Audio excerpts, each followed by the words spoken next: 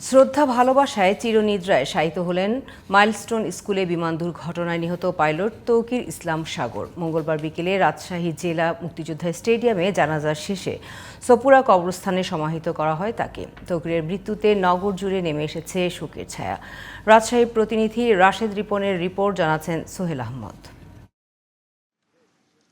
মঙ্গলবার দুপুরে রাজধানীর কুর্মিটোলায় বিমান বিধ্বস্তের ঘটনায় নিহত পাইলট তৌকির ইসলাম সাগরের প্রথম নামাজে জানাজা ও ফিউনারেল প্যারেড অনুষ্ঠিত হয়। এ সময় উপস্থিত ছিলেন স্বরাষ্ট্র উপদেষ্টা মোহাম্মদ জাহাঙ্গীর আলম চৌধুরী, সেনাপ্রধান জেনারেল ওয়াকারুজ্জামান এবং নৌ ও বিমান বাহিনী প্রধানসহ নিহতের পরিবারের সদস্যরা। পরে মরদেহ নিয়ে যাওয়া হয় রাজশাহীতে। তাকে দেখতে উপশহরের বাসায় ভিড় জমান স্বজন, বন্ধুবান্ধব সহ পরিচিতজনরা। সাগরের মরদেহ দেখে কান্নায় ভেঙে পড়েন তারা। বিকেলে দ্বিতীয় নামাজে জানাজা অনুষ্ঠিত হয় জেলা মুক্তিযোদ্ধা স্টেডিয়ামে। শ্রদ্ধা জানান সর্বস্তরের মানুষ। জানাজা শেষে সপুরা গোরস্থানে রাষ্ট্রীয় মর্যাদায় দাফন করা হয় পাইলট তৌকিরকে।